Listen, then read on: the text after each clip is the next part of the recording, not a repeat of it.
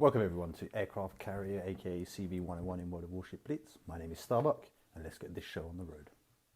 Today's guide is the USS Ranger. In the current situation of World of Warship Blitz, she gets a very bad reputation because of all the premium CVs that exist at Tier 7. It is undeniable that it is rather weak compared to her counterparts, especially in the Japanese tech line and the premiums that are out there. However, if played correctly and to her strength, she can still be a threat and produce wins for you and your team. Your gameplay with the Ranger will have to be rather defensive, focusing on helping your teammates, scouting and shooting down enemy aircrafts. If you try to play too aggressive, you'll be punished not only by other CVs, but the strong AA ships that you will now encounter, both from Tier 6, Tier 7, but also Tier 8. This guide will present to you the strong fighter build, where you will use your fighters as the power in the sky, making it the Iron Dome for your allies. Nothing gets through your fighters at this tier, even when the odds are stacked against you. This guide will also show the technique of fighter baiting and how to bring down the enemy bombers as fast as possible. With the introduction finished, let's check out how to set up your Ranger for this defensive playstyle.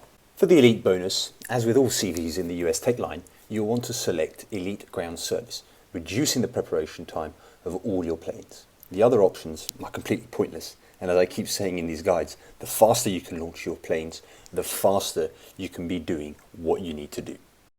For Ranger's equipments, to make your Ranger the defensive beast of Tier 7, you will need in your first slot Fighter Modification 1. This will increase your fighter's speed and their efficiency considerably. By choosing this option, you will make sure that in most fighter engagements, you will have an upper hand compared to your counterparts. Now, this will not apply to if you're facing the Tier 7 USS Premium Saipan.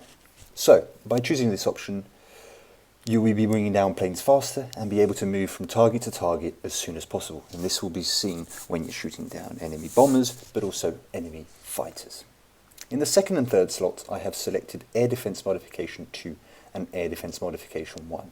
These equipment choices are based on the logic of baiting enemy fighters over your own CV, shooting them down fast and restarting your operation against enemy bombers. The increase in anti-aircraft damage and its range will make sure this is done as fast and as efficiently as possible. By playing this defensive build, you must stay close to your allies in order to use the extra anti-aircraft you can provide to your team. In this situation, your dive bombers and torpedo bombers now become tools to focus enemies rather than initiating the action. The other options are out there, and you may select them based on your playstyles, but to really maximize the defensive capabilities of your Ranger for the rest of your team, you must and should take these options. With the equipment now presented and the playstyle for the Tier 7 USS Ranger defined, let's put it to the test in battle. So, in this battle, it is a Tier 7, Tier 8 matchup, with the major threats being the enemy's Graf Zeppelin to me, and those two cruisers Atlantas. These will chew up my planes very, very quickly. So, at the start of this battle, it is time to launch fighters and your bombers first. You really want to get those engagement with the Graf Zeppelin's fighters. They're going to beat you in open waters, but we need to bait them right away. But also at the same time, use our dive bombers to scout them out. Let's try and find a destroyer, maybe a cruiser or a battleship. Let's understand the position. So here we go. I'm going to show you how to bait fighters. So there's the Graf Zeppelin's fighters. They're turning around in circle, very confident. There you go. As my fighters have headed, that little animation shows me that they're on their way. They have been baited. Now I'm going to send them over my ship. I don't see any threats yet, so I can send them over my CV. I'm staying close to my friendlies. And here we are, there's two Atlantas. Unfortunately, I'm not going to send my torpedo bombers in that direction because they'll be chewed up in a matter of seconds, like that anti-AA. Look at that. My entire dive bomber squadron has been shot down. That's 30 seconds to wait before I can come out.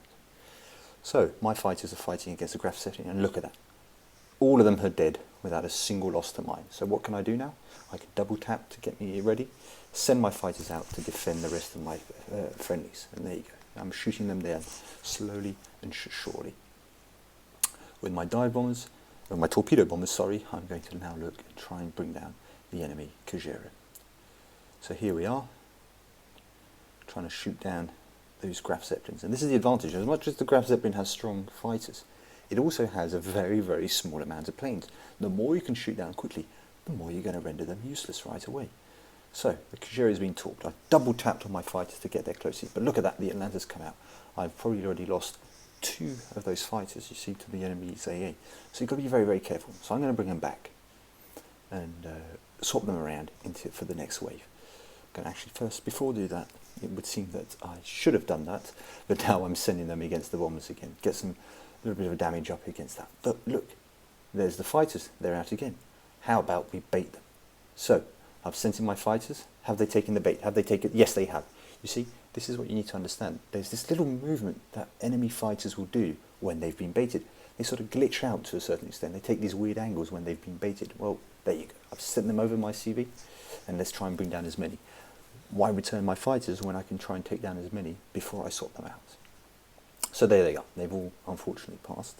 So I've just got to wait 20 seconds to the next wave. So what I'm going to do is to avoid the Graf Zeppelin's fighters, I'm going to send all my ships in the opposite direction until my next wave is ready, which is now in 8 seconds.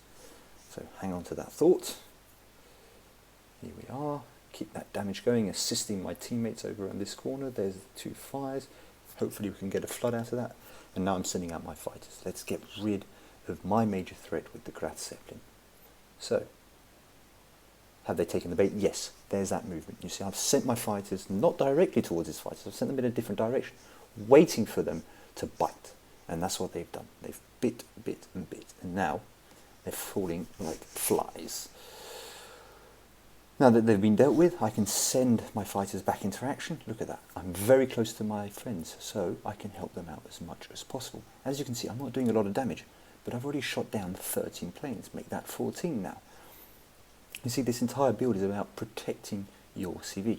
So here we are. The bombers are under threat. What is the new threat? The torpedo bombers. Let's tap behind them. Let's get my fighters engaged as soon as possible. And you see, I'm using the rest of my planes, whether it be torpedo bombers or dive bombers, to hit enemies that are weak or that are easy targets, that aren't going to be any concern for me or for my teams. You see, because at 3 minutes of battle, I've already got shot down 18 ships. That's 18 planes that can't be used effectively by the enemy. I'm flooding now the Gniz now. I'm going to send my dive bombers now. It's a bit late because, of course, there's the enemy Atlanta there, and that's going to cause most of my planes to be shot down. But in the meantime, I'm still focusing on defending my teammates. You see, I'm in a perfect situation in between the 2 groups. Yes, I could potentially take fire here, but what am I doing? I'm shooting down enemy planes. Look at that, another 2 shot down. I'm already at 21 planes. The Graf Zeppelin doesn't have that many planes. See, he's out of fighters, he's down to 1 little one, and guess what? They've been shot down. So I can really focus on protecting my team. I'm moving around constantly, I'm close to the action, my planes are in and out, and now I'm not too sure yet if the situation whether or not he still has planes depends if he's got a larger hangar or not, that Graf Zeppelin. So I'm keeping it close by. I know more or less where the Graf Zeppelin is, but I don't want to send them too far where then they become shot down as well, my fighters. I want them ready for action in case another dive bomber comes out. And here we go. The last dive bombers are out. I'm sending my fighters against it. There's the Graf Zeppelin. It's one poor little dive bomber who's not going to last very long. And there you go. And they're finished. The Gears now is dead. So now it's time to shift the focus towards the Tirpitz. That's threatening our cap zone. But look, we've got a massive points advantage. Okay, that's the entire battleship to be sunk advantage.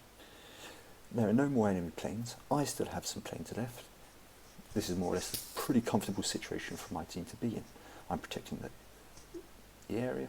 Might as well now start using it. As I'm noticing there are no more planes coming out, maybe it might be time to start using my fighters as a scouting tool. I'm keeping that area of the map protected, just in case. So the Tirpitz is down now, and now there's just some cruisers left over. And this is what I mean by playing as a defensive capability of a ship. Okay, I haven't done a lot of damage, but I've made an entire 90-point ship here, one that's capable of nonetheless 70, 80k damage on average with the Graf Zeppelin. Completely useless because of my strategy. And here, unfortunately, the Yorker has just gone into a YOLO charge towards our cap. It's completely pointless, completely unassisted, and it's just going to end very, very badly for him. There you go. I can start attacking the Graf Zeppelin and try and increase my damage in this situation. You see, what you've got to understand as well in this game is, I don't have any captains. No, I'm fighting this without a captain. So you can imagine this strategy is even more effective with a captain that can get his planes to come back to the aircraft carrier faster on the first skill, but also have better fighter efficiency at level 6. See, all of these little things make your captain and your CV a lot stronger. Look at that. Caused a fire, a flood, 10 seconds of battle left. Turned out to be a very comfortable battle, even though I was up against one of those premium ships that are considered more powerful than my Ranger. And there we are, the Clear Sky Medal. Unfortunately not MVP, but nonetheless a very strong performance from the Ranger. GG to my teammates. So, in this first results screen, we're going to have a quick look at what happened in the battle for me as the USS Ranger. So, as you can see, I've only hit 13 times with my bombs, but the major damage dealers were my torpedo hits, doing 36,000 damage, and then on top of that another 5,000 in flooding. You see, this is what you've got to understand when playing CV. Those ticks from fire and flood damage nonetheless result to quite a lot of damage. That's over 7,000 K damage for you as a CV player, amongst then the other damage direct from bombs and torpedoes. But the real important factor in this battle was the number of aircraft shot. That's 23 aircraft shots. As you'll see compared to the Graf Zeppelin, it makes a huge impact having that amount of aircraft destroyed. So that is more or less the results screen you're looking for as a defensive Ranger. And on this results screen, what's very interesting is to look at the comparison between the two CVs. In this situation, the Graf Zeppelin only made 36,000 damage, but how come he did half the damage that I did? Well, look at that, 23 aircraft destroyed. None other in this team were able to bring down those planes as effectively as I did.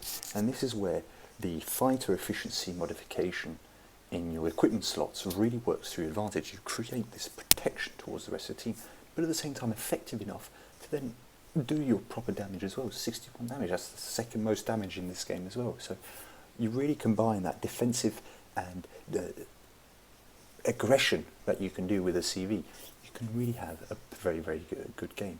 Unfortunately for the opposition, their team wasn't maybe as strong as it could be, especially with the Atlanta and Tirpitz and the Graf Zeppelin combined. It can be a very effective team at being solid and high damage dealing, but it didn't work out for them. GG to everyone.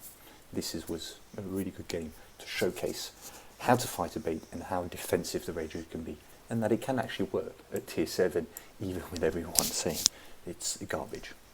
That's it for today's CVs class. I hope with this information you've learned a few new tips and tricks and are ready to join battle with me or against me in World of Warship Blitz. Until next time, this is Starbuck.